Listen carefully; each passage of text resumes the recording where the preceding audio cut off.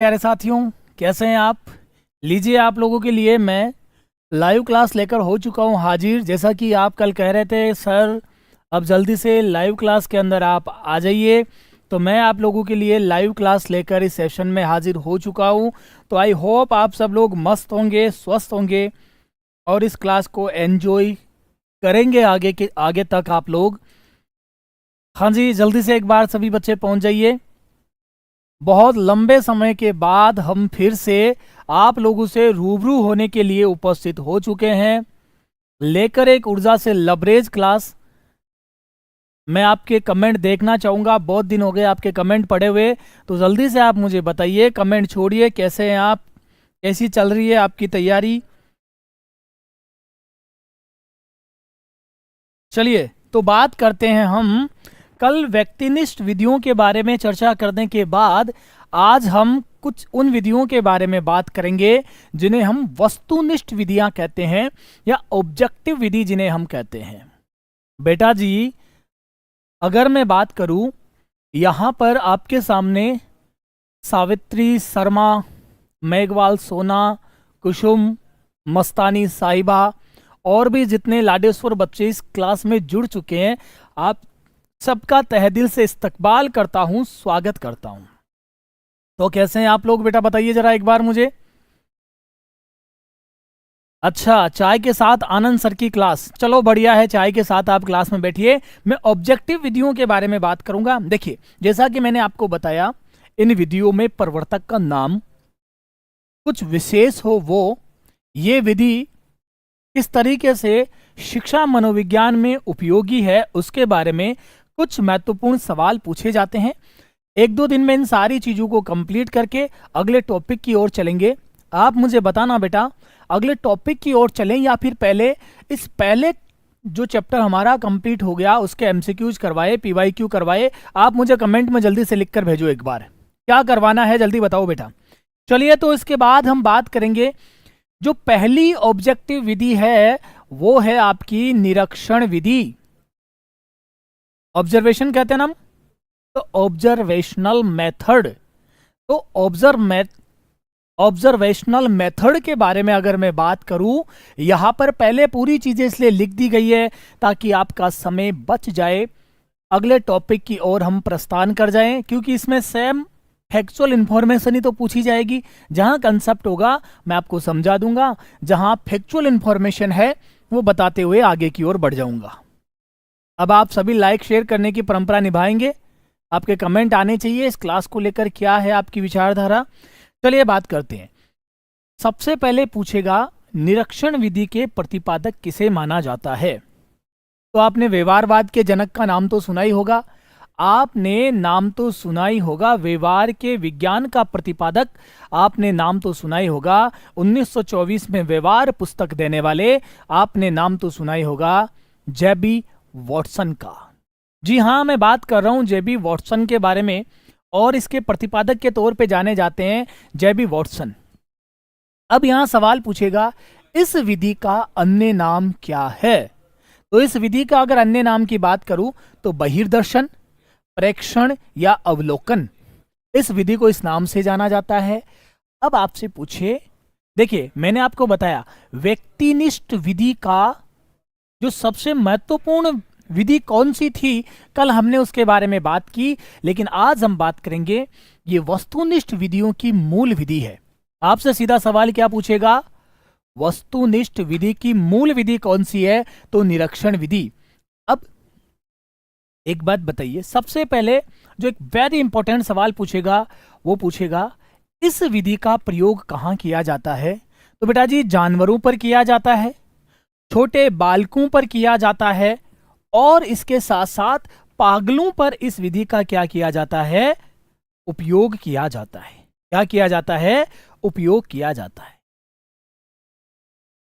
चलिए, तो ये जो इंपॉर्टेंट एग्जाम में बनने वाले सवाल थे उनके बारे में हमने एक बार बात की, चर्चा की। अब हम आगे की ओर चलते हैं। सबसे पहले देखा निरीक्षण विधि, प्रतिपादक जेबी वॉटसन, अन्य नाम बहिर्दर्शन, प्रक्षेपण, अवलोकन। वस्तुनिष्ठ विधियों में मूल विधि के रूप में ये जानी जाती है। Savitri Khanna ji, very good evening बेटा जी। मस्तानी साहिबा, हाँ, आप सबका स्वागत है, आगे बढ़िए। अब जो निरीक्षण विधि है वो कितने प्रकार की है? सर होती क्या है निरीक्षण विधि, इसके बारे में बताइए। अभी अभी जिन बच्चों की सगाई नहीं हुई है उनके घर आ गए सगाई वाले। अभी नहीं आएंगे बेटा, जैसे ही आपके रीट के एग्जाम हो जाएंगे, फर्स्ट ग्रेड के एग्जाम हो जाएंगे, ये सारी चीजों से आप निवृत्त होकर शिक्षक बन जाएंगे, उसके बाद आपके घर पे आएंगे सगाई करने वाले। अब सगाई करने वाले आए और साथ में दूल्हे को भी लाए। दूल्हे और दुल्हन को अकेले मिलने के लिए छोड़ा गया, और जब उन्होंने एक दूसरे से वार्तालाप शुरू की और जब उन्होंने पूछा कि आपकी हॉबी क्या है, तो दुल्हन ने हॉबी कुछ इस तरीके से बताई कि मेरी हॉबी तो किताबें पढ़ना है, चाहे एग्जाम के अलावा वो कभी नहीं पढ़ी हो। जब दूल्हे से पूछा गया है तो एक आदर्श दूल्हा साबित करने के लिए वो अपनी हॉबी में ऐसी ऐसी चीजें जोड़ता है जो उसने कभी भी उनका अनुसरण नहीं किया हो। एक दूसरे का क्या कर रहे हैं? निरीक्षण कर रहे हैं। अगर उनका वास्तविक निरीक्षण करना है तो ऐसे समय में जाइए जब उनको पता ही नहीं हो कि हमें कोई निरीक्षण करने के लिए आया हुआ है। चलिए, तो मैं मुद्दे की बात बता रहा हूं। हाँ जी बिल्कुल, मस्तानी साहिबा कह रही है सभी सुन लेना। बिल्कुल बेटा जी सुन लेना, अभी टाइम है। हाँ, और जिनका हो गया वो क्या ही सुनेंगे। तो देखिए, निरीक्षण विधियों के 3 प्रकार है। पहली है स्वाभाविक, और ये जो स्वाभाविक निरीक्षण विधि है यही सर्वश्रेष्ठ विधि है। कैसी विधि है? यही सर्वश्रेष्ठ विधि है, सबसे बेस्ट विधि है स्वाभाविक। इसमें अगले वाले व्यक्ति को पता नहीं होता है, अगले व्यक्ति को पता नहीं होता है, अगले व्यक्ति को पता नहीं होता है कि उसका क्या किया जा रहा है। कोई निरीक्षण कर रहा है, कोई उसको क्या कर रहा है, उसके बारे में एनालिसिस कर रहा है। अब थोड़ा समझने का प्रयास करिए। जब इसको पता नहीं है तो ये अपने वास्तविक स्वभाव में रहेगा। इसमें रहेगा, बनावटी बातों में नहीं रहेगा, और वास्तविक स्वभाव में रहेगा। और जब ये वास्तविक स्वभाव में रहेगा तो इसके बारे में वास्तविक जानकारी हमें प्राप्त हो पाएगी। तो एक ऐसी विधि है। सबसे पहले हमने देखा ये 3 प्रकार की है, जिसमें स्वाभाविक विधि है, अगले व्यक्ति को पता ही नहीं होता है कि उसका क्या किया जा रहा है, निरीक्षण। यह सबसे बेस्ट निरीक्षण विधि है, सबसे बेहतरीन या सबसे बेस्ट, सबसे क्या है, ये बेस्ट निरीक्षण है। उसके बाद क्या? सहभागी, यानी कि आप किसी व्यक्ति से मिलते हैं और मिलकर एक दूसरे को मालूम होता है, हमें एक दूसरे के बारे में बताना है, एक दूसरे के बारे में जानना है। एक दूसरे के साथ मिलकर जब हम काम करते हैं, यानी कि मान लीजिए आप किसी कक्ष में बैठते हैं, आप किसी ऑफिस में काम करते हैं, और आप उस दरमियान एक साथ काम करते करते एक दूसरे को जानते हो सकता है काम में किसी व्यक्ति को आप डिस्टर्ब कर दो तो वो चिड़चिड़ा जाएगा, तो उसके स्वभाव के बारे में आपको पता चला। तो ये होती है साथ काम काज करते समय इस विधि का। तो सहभागी में क्या होता है? साथ में काम कर रहे हैं लोग, साथ में कामकाज करते हुए, कामकाज के दौरान, मतलब साथ में एक दूसरे को जानने का।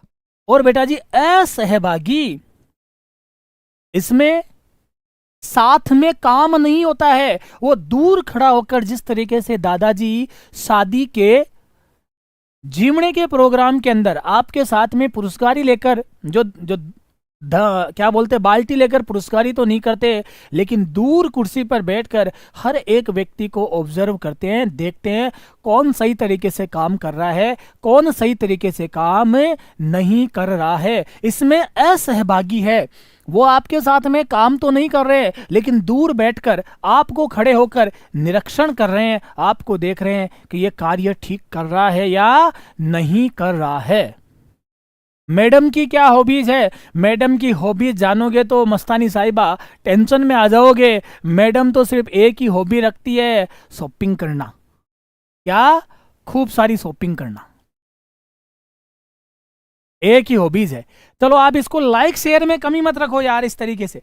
अब इस विधि के गुण क्या है। तो अगर मैं इस विधि के गुणों के बारे में बात करूं तो इसमें ज्यादा खर्चा नहीं होता है। आपको जिसका निरीक्षण करना है, अगर स्वाभाविक निरीक्षण करना है तो उसे मालूम नहीं होना चाहिए कि उसका निरीक्षण किया जा रहा है। मान लीजिए कोई कहता है जिससे आपकी सगाई हो रही है कि मैं तो बहुत ज्यादा साफ सुथरी छवि का व्यक्ति हूं, तो हो सकता है आप एक्स पर, जो आजकल जिसे हम फेसबुक को कहते हैं, अपने किसी दूसरे नाम से आईडी बनाकर उसको चेक कर सकते हैं। हो सकता है आप गोलगप्पे की रेहड़ी के पास में जाकर खड़े होकर आते जाते समय कॉलेज में उसका निरीक्षण कर सकते हैं जहां उसको मालूम ही ना हो। ठीक है, उसके बाद हमने ये जो सारी चीजों के बारे में चर्चा कर ली। अब इसके गुण क्या है। अल्पव्ययी, तो पैसे थोड़ी लग रहे हैं गोलगप्पे के ठेले के पास खड़े होकर किसी को देख लेना, उसके बारे में निरीक्षण कर लेना। ठीक है साहब। तो उसके बाद ये वैज्ञानिक है, जो आप देख रहे हो आपकी आंखों के सामने है सारा का सारा मामला। फिर क्या है, वस्तुनिष्ठ है और नियोजित है, बिल्कुल। अब इसके कुछ दोष भी है। दोष क्या है, आप क्या देखोगे भाई, वो कहाँ जा रहा है, वो किधर देख रहा है, उसके साथ में कौन कौन आदमी चल रहे हैं। ठीक है, लेकिन उसके मन में क्या चल रहा है, उसके अचेतन मन में क्या चल रहा है, इसके बारे में आप निरीक्षण नहीं कर सकते बाहरी तौर पर देखकर। तो इसके दोष क्या है, अचेतन मन का अध्ययन इसमें नहीं किया जा सकता, अचेतन मन के बारे में जानकारी इसमें नहीं ली जा सकती, और आंतरिक व्यवहार का अध्ययन नहीं किया जा सकता। देखो बेटा, जैसे किसी को पता चला कि कोई आपको निरीक्षण कर रहा है, वो बहुत अच्छा मुखौटा लगा लेगा अपने चेहरे के ऊपर, जैसे उससे अच्छा इंसान दुनिया में कोई भी नहीं है। बिलोची जी, आज 6 बजे क्लास हो गई है, किसी कारणवश, क्योंकि अभी मैं गंतव्य स्थान पे पहुंचा नहीं हूं, रास्ते में से ही आपकी क्लासेस ले रहा हूं। मुझे कोई इमरजेंसी है, घर पे काम में लगा हुआ हूं, तो मुझे लगा बहुत दिन हो गए आप लोगों से रूबरू हुए, तो एक बार मैं रूबरू हो लेता हूं, है ना। फिर भी आप लोग कोशिश करिए क्लास को आगे की ओर बढ़ाने की, भेजने की। तो मुद्दे की बात है कि दोष हमने देख लिया, अचेतन मन के अध्ययन के लिए उपयुक्त नहीं है, और आंतरिक चीजों के बारे में या आंतरिक व्यवहार के बारे में इस पे अध्ययन नहीं किया जा सकता। दूसरी विधि के बारे में अगर मैं बात करूं तो दूसरी विधि आपकी कौन सी विधि है, प्रयोगात्मक विधि। कौन सी विधि है, प्रयोगात्मक विधि के बारे में अब हम चर्चा कर रहे हैं। तो चलिए बेटा जी बात करते हैं एक्सपेरिमेंटल मेथड। क्या है, एक्सपेरिमेंटल मेथड के बारे में बात करेंगे। प्रयोग, आपको मालूम है सबसे पहले प्रयोगशाला किसने खोली, सर विलियम वुंट ने खोली। कहां खोली, कभी नहीं भूलेंगे, लिप्जिंग में खोली। कहां, जर्मनी की बात है, जर्मनी की बात है। तो वही इस प्रयोगात्मक विधि का जनक के तौर पे जाना जाता है, विलियम वुंट साहब को। अब ओके, मस्तानी साहिबा बहुत बहुत धन्यवाद, आप लोगों को साइकोलॉजी समझ आ रही है, और मैं कोशिश करूंगा इस साइकोलॉजी को इसी तरीके से रोज आपके बीच में लाता रहूं, आपको समझाता रहूं। चलिए मुद्दे की बात पे आते हैं। इस विधि का आरंभ किसी समस्या से होता है, ठीक है। यह वैज्ञानिक विधि है। कैसी विधि है, यह एक साइंटिफिक विधि है, क्योंकि देखो जब प्रयोग हो रहा तो प्रयोग तो विज्ञान में ही होते हैं, तो ये एक वैज्ञानिक विधि है, साइंटिफिक क्या है, मेथड है। ओके जी, तो फिर क्या है सर, इसमें 3 प्रकार के चरों का उपयोग किया जाता है। इस विधि में कितने प्रकार के चरों का उपयोग होता है, 3 प्रकार के चर। एक रहता है आपका स्वतंत्र चर, एक रहता है आश्रित चर, और एक रहता है जैविक चर। स्वतंत्र चर, आश्रित चर और जैविक चर। टाइमिंग एक रखे, ठीक है, कोशिश करेंगे एक ही टाइमिंग रखा जाए। जो स्वतंत्र चर है वो दूसरे चर के ऊपर क्या डालेगा, प्रभाव छोड़ता है। स्वतंत्र चर का प्रभाव, स्वतंत्र चर का प्रभाव दूसरे चर पर होता है, दूसरे चर पर होता है। जैसे मादक पदार्थों का सेवन आदि कई चीजें। अच्छा, टाइम पर क्लास बिल्कुल बिल्कुल राहुल जी टाइम पर रखेंगे। एक है आश्रित चर। आश्रित चर वो होता है स्वतंत्र चर का जिस दूसरे चर पर प्रभाव पड़ता है वो चर आश्रित चर कहलाता है। स्वतंत्र चर का प्रभाव जिस चर पर पड़ता है वो आश्रित चर कहलाता है। अब सर ये जैविक चर क्या होता है? ये जैविक चर कहता है कि इस स्वतंत्र चर का प्रभाव इस आश्रित चर पर कम या ज्यादा कितना पड़ना चाहिए इसका निर्धारण करने वाला जो चर है वो है जैविक चर। मैंने कहा, आप में से किसी एक ने कहा कि सर मनोविज्ञान बहुत अच्छा पढ़ाते हैं, ठीक है, लेकिन बच्चा जी कितना अच्छा, मेरी तारीफ वो बच्चा कितना करेगा? बहुत ज्यादा कर देगा, कम करेगा या नॉर्मल करेगा? ये कौन सा? ये जैविक चर पर निर्भर है कि इस आश्रित चर पर स्वतंत्र चर कितना प्रभाव डालेगा या कितना प्रभाव नहीं डालेगा। ये निर्धारित करने वाला चर कौन सा होता है? इसे जैविक चर कहते हैं। क्या कहते हैं बेटा जी? जैविक चर कहते हैं। चलिए, तो इस विधि के बारे में भी आपको चीजें समझ में आ गई होगी। सावित्री जी बिल्कुल, मेरे प्रयास यही रहेंगे कि आपको लगातार क्लास मिलती रहे। अब मैं बात करने जा रहा हूं व्यक्ति इतिहास विधि के बारे में, जीवन इतिहास विधि के बारे में या केस स्टडी मेथड के बारे में मैं बात कर रहा हूं। जैविक चर, बिल्कुल जैविक चर के बारे में चर्चा हो रही है। पर मेरे प्यारे विद्यार्थियों, थोड़ा क्लास को आगे बढ़ाने की आपकी जिम्मेदारी है यार। इतने कम में तो मजा कैसे आएगा बताओ आप लोग? बोलो भैया। तो व्यक्ति इतिहास विधि के बारे में बात करेंगे। चलिए देखते हैं। सबसे पहले पूछेगा इसका प्रतिपादक कौन है? तो व्यक्ति इतिहास विधि का जो प्रतिपादक है वो टाइडमैन है। कौन है बेटा जी? टाइडमैन है। कब की बात है? 1787 ईस्वी में। अब आपसे पूछे इसका अन्य नाम क्या है? बिल्कुल राहुल, बहुत ही जल्द बाकी subject art and culture, history, what जो भी सब्जेक्ट आप लोगों के हैं उन सब पर मैं बहुत जल्द क्लास लाऊंगा आप लोगों के लिए। बस थोड़ा सा पारिवारिक कार्य में मैं फंसा हुआ हूं, अभी कुछ कार्य है घर पे।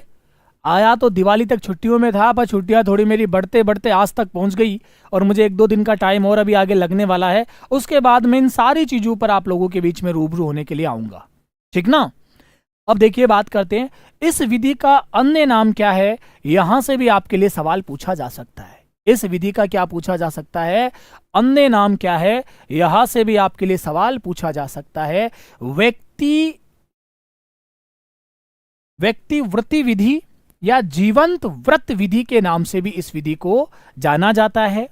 अब क्या है सर, ये विधि कहाँ काम में आती है? तो बेटा, जो विशिष्ट प्रकार के बालक होते हैं, विशिष्ट व्यवहार के अध्ययन में ये क्या है? काम में आती है। और जीवन इतिहास विधि विशिष्ट बालकों के अध्ययन में काम में आती है। सर, विशिष्ट बालक कौन? जो प्रतिभाशाली हो, जो बाल अपराधी हो, जो मंद बुद्धि हो, जो समस्यात्मक हो और जो पिछड़ा हो, इनको हम क्या कहते हैं? विशिष्ट बालक। अब कोई बाल अपराधी बालक है, अब उसके बारे में पूरा क्या जानना है? व्यक्ति इतिहास, जीवन इतिहास। उस व्यक्ति का जन्म कहां हुआ? क्या वो व्यक्ति स्लम में जन्मा है? क्या वो व्यक्ति किसी सभ्य परिवार में जन्मा है? अगर स्लम में जन्मा है तो अपराध की उसकी प्रवृत्ति कैसे बढ़ी? क्या उसके आसपास के लोग आपराधिक प्रवृत्ति के हैं? अगर वो सभ्य परिवार में जन्मा है तो फिर ऐसी कौन सी घटना घटित हुई जिसके चलते उस बच्चे का, उस बालक का व्यवहार बदला और वो क्या बन गया? बाल अपराधी बन गया। वो समस्यात्मक कैसे बन गया और वो पिछड़ा बालक कैसे रह गया? इन सारी चीजों के बारे में उसके जीवन का अध्ययन किया जाता है। शुरू से लेके जहां तक उस बालक की अभी स्थिति है वहां तक का अध्ययन किया जाता है। व्यवस्थित अध्ययन करना पड़ेगा, बिल्कुल व्यवस्थित अध्ययन करना पड़ेगा। बिल्कुल सही कह रहे हो राहुल आप, व्यवस्थित अध्ययन तो करना पड़ेगा। तो किन किन बालकों के बारे में बात होती है? तो प्रतिभाशाली, बाल अपराधी, मंद बुद्धि, समस्यात्मक और पिछड़ा, इन सभी बालकों के बारे में क्या होती है? इसके बारे में अध्ययन होता है। चलिए सर आगे बात करें कुछ। इस विधि को सामाजिक सूक्ष्मदर्शी यंत्र कहा। सीधा प्रश्न आएगा, शिक्षा मनोविज्ञान की कौन सी विधि को समाज का सूक्ष्मदर्शी यंत्र कहा जाता है? तो पहले आप बता देंगे केस स्टडी मेथड। आप देखते होंगे जब भी किसी क्रिमिनल को पकड़ा जाता है तो उसके बारे में आरंभ से उसके जीवन के बारे में बताया जाता है। किसी भी प्रतिभावान व्यक्ति के बारे में बताया जाता है तो आरंभ से उसके बारे में बताया जाता है। तो बचपन में वो कैसा रहा, उसकी क्या क्या बचपन की अचीवमेंट थी, वो किस तरीके से कम उम्र में बड़े उम्र के जो बच्चों को है ना, मतलब कंपटीशन में बाकी चीजों में कैसे हरा देता था, ऐसी जो उसके जीवन के बारे में पूरी जानकारियां ली जाती है। अपराधी होता है उसके बारे में भी कि वो आरंभ से किस तरीके से अपराध करने लग गया था, इन सारी चीजों के बारे में बात होती है। चलिए सर ये इतनी बातें तो हमने देख ली। तो इस विधि को सामाजिक सूक्ष्मदर्शी यंत्र कहा जाता है, ठीक है सर। और बर्गेस, जो प्रोफेसर बर्गेस है, इन्होंने पहली बार इसको क्या कहा था? सामाजिक सूक्ष्मदर्शी यंत्र कहा था। अब आपसे एक सवाल आपसे पूछेगा कि इसका सर्वप्रथम प्रयोग इसके द्वारा किया गया, कब किया गया? क्या यह मनोविज्ञान में प्रयोग में लाई गई? नहीं बेटा, इस विधि का सबसे पहले प्रयोग सामाजिक विज्ञान विषय में किया गया था। इसमें सामाजिक विज्ञान विषय में जब इसका प्रयोग किया गया, ये बात है 1829 ईस्वी की। और बेटा जी पैट्रिक ली प्ले के द्वारा इस विधि का सबसे पहले प्रयोग किया गया था, सबसे पहले प्रयोग किया गया था। फिर याद कि इस विधि में गहन अध्ययन होता है। सर गहन अध्ययन कैसे होता है बताइए? गहन अध्ययन कैसे होता है? उस व्यक्ति के जन्म से उसकी वर्तमान अवस्था तक की पूरी चीजों के बारे में बहुत गहराई से अध्ययन किया जाता है। इसके माता पिता कैसे थे, इसके आसपास का एनवायरनमेंट कैसा था, इसके संगी साथी कैसे थे, इन सारी चीजों पर बड़ी गहनता से अध्ययन किया जाता है। प्रतिभाशाली बना, ये पिछड़ा तो कैसे पिछड़ा? अगर ये समस्यात्मक बालक बना तो वो कौन सी वजह थी? क्या सोसाइटी उसके लिए जिम्मेदार थी? वो जहां रह रहा था क्या वंशानुक्रम के चलते, मतलब उसका परिवार ही उस तरीके के बिजनेस, मान लीजिए बहुत सारे लोगों का प्रोफेशन ही ऐसा होता है कि गुंडागर्दी करना तो हमारा प्रोफेशन है। हाँ बिल्कुल। तो इस तरीके से एक एक छोटे छोटे बिंदुओं के बारे में भी उसके बारे में चर्चा की जाती थी, चर्चा होती है। तो इस विधि में क्या गहन अध्ययन होता है, इस बात को आप याद रखना। लाभ क्या है? तो व्यक्ति की समस्या, आवश्यकता, कारणों को जानने में उपयोगी है। समस्या क्या थी, उसकी आवश्यकता क्या थी, कारण क्या थे, इन सारी चीजों को जानने में यह विधि सहायक है। और बेटा जी इसकी हानि एक सबसे बड़ी यह है कि व्यवहार परिवर्तनशील होता है, और परिवर्तन होते हुए व्यवहार का अध्ययन करना। भाई मान लो उसको कभी कभी गुस्सा आता था, गुस्सा आया तो उसने किसी को क्षति पहुंचा दी, चोट पहुंचा दी, हमेशा वैसा थोड़ी करता आता है। आदमी बचपन में प्रतिभा, मतलब बिल्कुल एकदम से कहते ना ये बचपन में बहुत होशियार था पर पता नहीं किसकी संगत में लगा और अब बिल्कुल डफोड़ हो गया है। या फिर कहते ये बचपन में तो बिल्कुल गीदड़ के जैसे था, सुस्त सुस्ता पड़ा रहता था, बाद में अच्छे अच्छे पढ़ने वाले बच्चों की संगत में आया और ये देखो आज बहुत अच्छी नौकरी पे है। तो व्यवहार क्या है, परिवर्तनशील होता है। पर परिवर्तनशील व्यवहारों का अध्ययन करने में कठिनाई होती है, ये इसकी समस्या है। ललिता रानी जी, वेरी गुड इवनिंग। आप ढूंढ लेते हो मुझे, हाँ, स्वागत है बच्चा आपका, वेरी वेरी गुड इवनिंग। चलूं मैं आगे बढ़ूं? हाँ जी सर। अब मैं बात करता हूं प्रश्नावली विधि। कौन सी विधि के बारे में बात करूंगा? तो प्रश्नावली विधि के बारे में अब हम चर्चा करेंगे। अब आपसे कोई पूछेगा प्रश्नावली विधि का प्रतिपादक किसे माना जाता है? बड़ा आसान सा सवाल है, आप जवाब दीजिएगा। प्रश्नावली विधि का प्रवर्तक किसे माना जाता है? आपके सामने आ जाए वुडवर्थ भी आ जाए, सुकरात भी आ जाए, अगर दोनों आपके सामने ऑप्शन में रहे तो प्रश्नावली विधि के प्रवर्तक किसे माना जाएगा? आप आ गए, बिल्कुल, बहुत मुश्किल से मिलते हो सर आप। नहीं बेटा जी, मैं आप लोगों के आसपास ही हूं, आप जब भी मुझे ढूंढना चाहोगे मैं मिल जाऊंगा, है ना।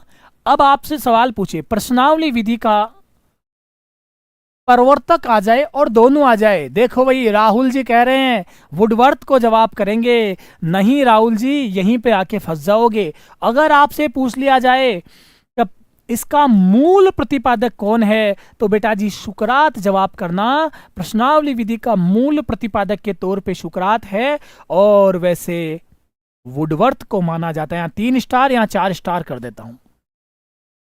जिसके ज्यादा स्टार वो ज्यादा महत्वपूर्ण है। अगर देखो सुकरात दे दे तो आप सुकरात जवाब कर देना, वुडवर्थ आ जाए तो आप वुडवर्थ जवाब कर देना। जब दोनों एक साथ आ जाए तो ऐसी स्थिति में मेरे प्यारे लाडेश्वर बच्चों, सुकरात की ओर आपको जाना है। किसकी ओर जाना है? सरस्वती शर्मा कह रही है सर सुकरात। बिल्कुल सरस्वती जी, आप सही जवाब दे रहे हो। तो किसकी ओर जाना है? सुकरात की ओर जाना है। कभी मूल प्रवर्तक पूछ ले तब भी सुकरात की ओर जाना है। लेकिन सवाल वो इस तरीके से पूछे, प्रश्नावली विधि को शिक्षा मनोविज्ञान में प्रयोग करना किसकी देन है? या फिर प्रश्नावली विधि का शिक्षा मनोविज्ञान में प्रयोग किसकी देन है? तो ऐसी स्थिति में आप क्या बताओगे? वुडवर्थ। देखो, फर्स्ट ऑप्शन सुकरात, बिल्कुल सही बात है।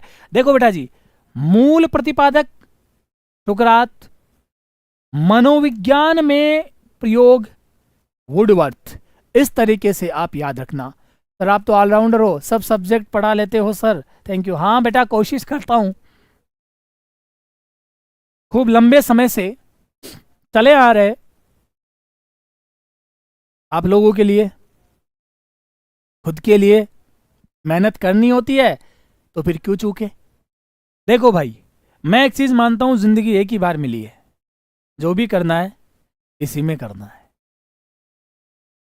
तो जो मन में आए उतना पढ़ो, जी भर के पढ़ो, जोरदार तरीके से पढ़ो। और छात्र, देखो मेरा मन करता है छात्र हित में कार्य करता रहूं, मैं करता रहूंगा, है ना। जो लाइफ है यही है, कौन क्या कहता है, कौन क्या करता है, सुनना बंद करो भाई, मन क्या कहता है सुनना शुरू करो। तो मुद्दे की बात पे आता हूं। इस विधि का अन्य नाम कभी आपसे पूछ ले, इस विधि का अन्य नाम क्या है? प्रयोग में वुडवर्थ, बिल्कुल सही बात है।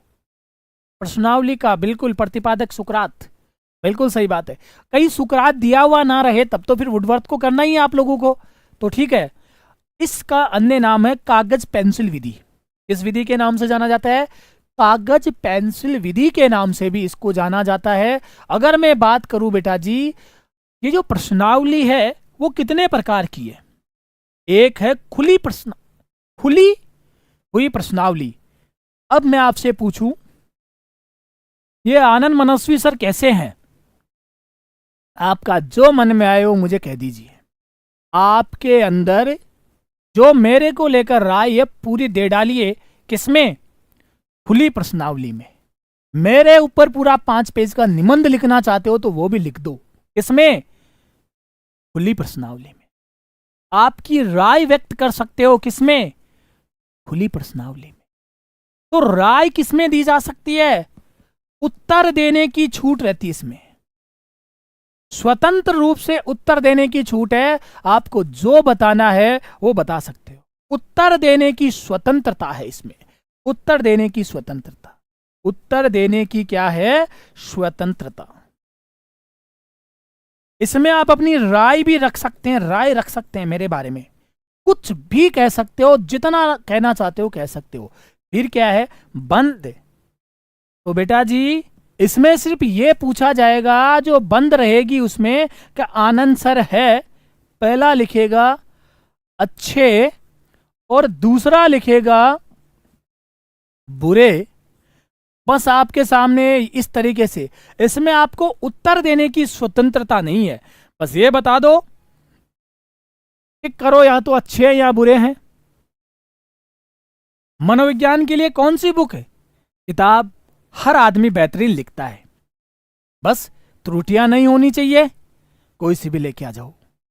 वैसे कुसुम सुधार, मैं इतना प्रयास करूंगा कि आपको मनोविज्ञान में कुछ भी लाने की जरूरत नहीं रहेगी बेटा जी।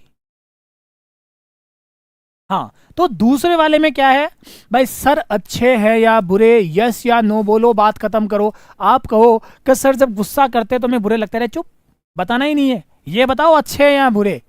यहाँ क्या है, आप पूरी रामायण लिख सकते हो, सर हमें कब कब अच्छे लगते हैं, जब डांटते हैं तब बहुत बुरे लगते हैं, लेकिन जब आपसे यहां पूछा जाएगा तो यही कहना है यस या नो, इतना सा जवाब देना है। ओके, फिर आती है आपकी, सॉरी यहां पे यस या नो, फिर आती है आपकी चित्रित।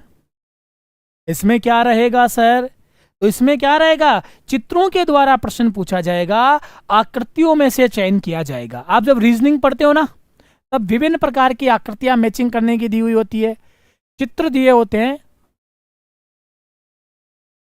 अच्छा, बिल्कुल ये नोट्स आपके लिए मोर देन सफिशिएंट रहेंगे, ऐसा मेरा मानना है। पर इसके साथ में जब एमसीक्यूज करवाए जाए वो कर लेना, और जब पीवाईक्यू करवाए जाए वो कर लेना, ठीक है। साइकोलॉजी में पार पड़ जाएगी, है ना बेटा।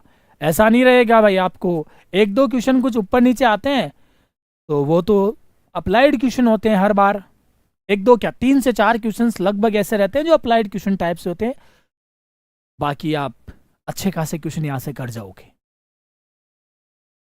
है ना। चलिए, हमने देखा, फिर चित्रित में क्या होगा, आपके सामने कुछ आकृतियां दी हुई होगी, आकृतियों में से चुनना है, चित्रों में से चुनना है। और मिश्रित में क्या होगा, ये सारा का सारा, इन सभी चीजों का मिश्रण देकर आपसे प्रश्न पूछे जा सकते हैं। ये बिल्कुल राहुल जी, इस भरोसे को कायम रखने की मैं पुरजोर कोशिश करूंगा बहुत लंबे समय तक। चलिए, तो अब इससे आगे बढ़े और एक इंपॉर्टेंट बिंदु के बारे में बात करते हैं।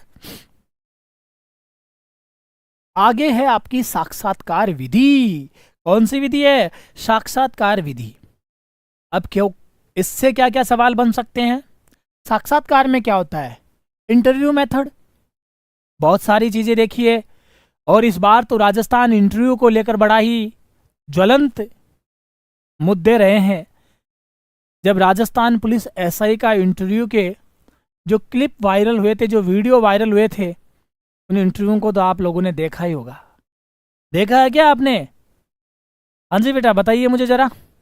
पुलिस एसआई भर्ती में जो इंटरव्यू थे वो कितने वायरल थे इस बार।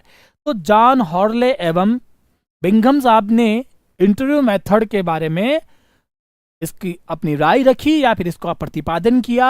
और इंटरव्यू मेथड के अंदर व्यक्ति आमने सामने बैठे होते हैं और आमने सामने बैठकर वार्तालाप या प्रश्नों के माध्यम से दूसरे व्यक्ति को जानने का प्रयास किया जाता है। इसको हम क्या कहते हैं बेटा जी, साक्षात्कार विधि या फिर इंटरव्यू मेथड के नाम से इसको हम जानते हैं। ओके, अब इंटरव्यू मेथड कितने प्रकार के होते हैं? 3 प्रकार के मानकर चलिए। देखो, मुख्य तौर पर तो दो रहते हैं, संरचित और असंरचित, लेकिन अर्ध संरचित भी होता है। तो संरचित क्या है सर? इसमें प्रश्न क्या होते हैं, पूर्व निर्धारित प्रश्न होते हैं। प्रश्न पूर्व में निर्धारित रहते हैं। प्रश्न क्या होते हैं? पूर्व में निर्धारित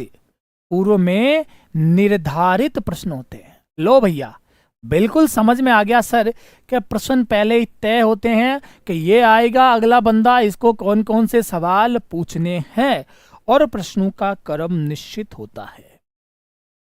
इसमें क्या होता है? प्रश्नों का पूर्व निर्धारित होते हैं, या फिर प्रश्नों का क्रम, प्रश्नों का जो क्रम है वो निर्धारित होता है या क्रमगत होते हैं।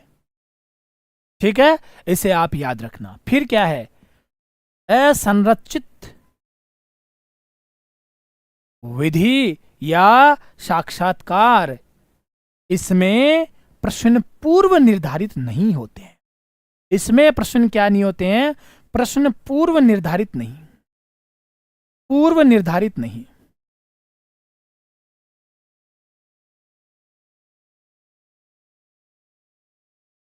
और जो ये अर्ध संरचित है, कुछ प्रश्न पूर्व निर्धारित होते हैं और कुछ ऐवे चलते चलते उसके द्वारा पूछ लिए जाते हैं। सर आईएएस का इंटरव्यू, ठीक है बेटा जी, उसमें सवाल कुछ पूर्व निर्धारित भी रहते हैं और बेटा जी उसमें कुछ सवाल तत्काल भी बनाकर पूछ लिए जाते हैं, अर्ध संरचित।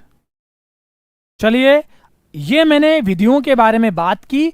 अब कुछ ऐसी विधियों के बारे में जिन्हें हम आगे और भी डेप्थ में पढ़ेंगे, उनके प्रवर्तक और उस विधि का नाम, जहां से आपके लिए एग्जाम में सवाल बन जाए, उनके बारे में एक बार चर्चा कर लेता हूं। तो देखते हैं, आइए चल के बात करते हैं। तो सबसे पहले बात करेंगे मनोविश्लेषणात्मक विधि। आपको पता है, जब हम सिगमंड फ्राइड को आगे चलकर पढ़ेंगे, पीछे भी हमने देखा है ना, इद अहम परा अहम के बारे में हम बात करके आए, वो सिगमंड फ्राइड के बारे में हम बात करके आए, और इसे विकसित करने का कार्य एडलर और जुंग के द्वारा किया गया। कहीं युंग भी लिखा हुआ आपको मिलता है। इन विधियों के बारे में आगे चल के बात करेंगे। फिर है सांख्यिकी विधि। तो बेटा जी कार्ल पियर्सन इसके प्रतिपादक है, और विकासात्मक विधि जॉन ग्रेगर मेडल के द्वारा इस विधि का प्रतिपादन किया गया। और इस समाज मिति विधि है वो जे.एल. मोरेनो के द्वारा प्रतिपादित की गई है। ये कुछ मनोविज्ञान की वस्तुनिष्ठ विधियां थी जिनके बारे में हमने बात की। हाँ, आज 6 बजे स्टार्ट हो गई थी। अब आगे मैं एक बार, आप मुझे कमेंट बॉक्स में बताकर जाना बेटा, क्लास खत्म होने के बाद ये टॉपिक ऑलमोस्ट हमारा समाप्त हो चुका है ना। शिक्षा मनोविज्ञान का जो अर्थ प्रकृति क्षेत्र वाला जो मामला हम देख रहे थे, वो लगभग हमारा समापन की ओर है। आप लोग कमेंट बॉक्स में जरूर मुझे बताकर जाना, क्लास खत्म होने के बाद इसके एमसीक्यूज करवाएं या अगला टॉपिक शुरू करें, किस तरीके से, कौन सा टाइमिंग रहना चाहिए, इन सारी चीजों पर आप मुझे एक बार कमेंट बॉक्स में आंसर देकर जाएंगे क्लास खत्म होने के बाद। है क्या नहीं? बोलो भाई। हाँ, बेल आइकन आप ऑन कर देना। चैनल पर नए तो नहीं होंगे क्योंकि आप तो सभी मेरे परिवार के हिस्से हो, मैं सबके नाम पढ़ के पहचान पा रहा हूं। फिर भी अगर आप अभी तक चैनल को सब्सक्राइब नहीं किए हो तो कर लेना भैया, बेल आइकन दबा लेना, ताकि मैं आपसे रूबरू हो सकूं और आप मुझसे रोज मिल सके, है ना। तो ये आज की हमारी एक क्लास थी। इसको ब्रीफ रिवीजन के अंदर निकालता हूं आपके लिए एक बार। आप बस बैठकर 1 मिनट देखिए, पूरा कंप्लीट कवर कर लेते हैं। चलिए, तो आइए बेटा, आज हमने पढ़ना शुरू किया ऑब्जेक्टिव मेथड। ऑब्जेक्टिव मेथड में निरीक्षण विधि सबसे पहले देखी, यानी कि ऑब्जर्वेशनल मेथड। जेबी वॉटसन, इसके अन्य नाम देखे बहिर्दर्शन, प्रेक्षण, अवलोकन। फिर ये वस्तुनिष्ठ की मूल विधि के रूप में जानी जाती है। ये जानवरों पर, छोटे बालकों पर और पागलों पर इसका क्या किया जाता है, प्रयोग किया जाता है। फिर हमने देखा, इसके बाद हमने देखा निरीक्षण विधि के प्रकार 3 प्रकार है, स्वाभाविक, सहभागी और असहभागी, इसके बारे में हमने बात कर ली। फिर इसके कुछ गुणों के बारे में बात की, अल्पव्ययी, वैज्ञानिक, वस्तुनिष्ठता। फिर कुछ इसके बारे में दोषों के बारे में बात की, अचेतन मन का अध्ययन नहीं कर सकती और आंतरिक व्यवहार का अध्ययन भी नहीं कर सकती। चलिए आगे बढ़िए। फिर अब देखते हैं प्रयोगात्मक विधि, विलियम वुंट। इस विधि का आरंभ समस्या से होता है। ये वैज्ञानिक विधि है। 3 प्रकार के चरों का उपयोग होता है। स्वतंत्र चर कौन सा है? जो किसी दूसरे चर पर अपना प्रभाव डाले वह स्वतंत्र चर होता है। फिर क्या आश्रित चर कौन सा है? स्वतंत्र चर का प्रभाव जिस चर के ऊपर पड़ा वो आश्रित चर होता है। और जैविक चर कौन सा है? स्वतंत्र चर उस आश्रित चर पर कितना प्रभाव डालेगा, अधिक या कम, इसका निर्धारण करने वाला जो चर है उसे जैविक चर के नाम से जाना जाता है। ठीक है सर, आगे बढ़ जाओ। फिर हमने देखा व्यक्ति इतिहास विधि, जीवन इतिहास विधि या केस स्टडी विधि। प्रतिपादक टाइडमैन। बात है 1787 की। अन्य नाम है व्यक्ति वृत्ति विधि, जीवन वृत्ति विधि। व्यक्ति की विशिष्ट व्यवहार के कारणों पर अध्ययन किया जाता है। फिर हमने देखा कौन से बालकों पर अध्ययन किया जाता है? तो बेटा जी विशिष्ट बालकों पर अध्ययन किया जाता है, जिसमें प्रतिभाशाली, बाल अपराधी, मंद बुद्धि, समस्यात्मक या पिछड़े बालक होते हैं। फिर हमने देखा इस विधि को सामाजिक सूक्ष्मदर्शी यंत्र किसने कहा? जल्दी बताओ भैया कमेंट बॉक्स में। तो बर्गेस ने कहा। सर्वप्रथम प्रयोग सामाजिक विज्ञान में किसने किया? तो सर फ्रेडरिक ली प्ले ने किया। कब किया? तो 1829 ईस्वी में किया। इतनी बात जब हमारी हो गई, फिर हमने देखा प्रश्नावली विधि। मूल प्रतिपादक के तौर पर सुकरात जाना जाता है। मनोविज्ञान में इसका प्रयोग वुडवर्थ के द्वारा किया गया। अन्य नामों के बारे में बात करें, बिल्कुल ललिता जी आएगी क्लास, बिल्कुल होगी मेरी क्लास इस पे जीके वाली भी। ये खुली, बंद, चित्रित और मिश्रित प्रकार से हमने इनके बारे में बात की, एक एक बिंदु पर। ये सारी चीजें जब हम देख चुके थे, फिर हम आगे बढ़े साक्षात्कार विधि यानी कि इंटरव्यू मेथड, जॉन हॉर्ले के बारे में बात की। ये 3 प्रकार से हमने इसको देखा। फिर कुछ विधियों के बारे में नाम और उनके जनक के बारे में चर्चा की, जिसमें मनोविश्लेषणात्मक विधि के बारे में बात की, जहां फ्राइड थे। विकसित करने वाले एडलर और जुंग थे। सांख्यिकी विधि के बारे में बात की तो कार्ल पियर्सन थे। और विकासात्मक विधि के बारे में बात की तो ग्रेगर मेंडल थे। और सामाजिक की जो विधि थी उसके बारे में बात की तो J.L. मेरोनो के बारे में हमने बात की। बहुत जल्द सारा शेड्यूल जारी कर दिया जाएगा। ये थी आज की क्लास, कैसी लगी? और आज जो भी आपको जानकारियां मुझे उपलब्ध करवानी है, मतलब आपकी जो भी क्वेरीज है कमेंट बॉक्स में छोड़ के जाना क्लास खत्म होने के बाद। Thank you so much. जय हिंद, जय भारत। फिर होगी मुलाकात। बेल आइकन दबा दीजिए ताकि आपको नोटिफिकेशन मिल जाए। Thank you so much.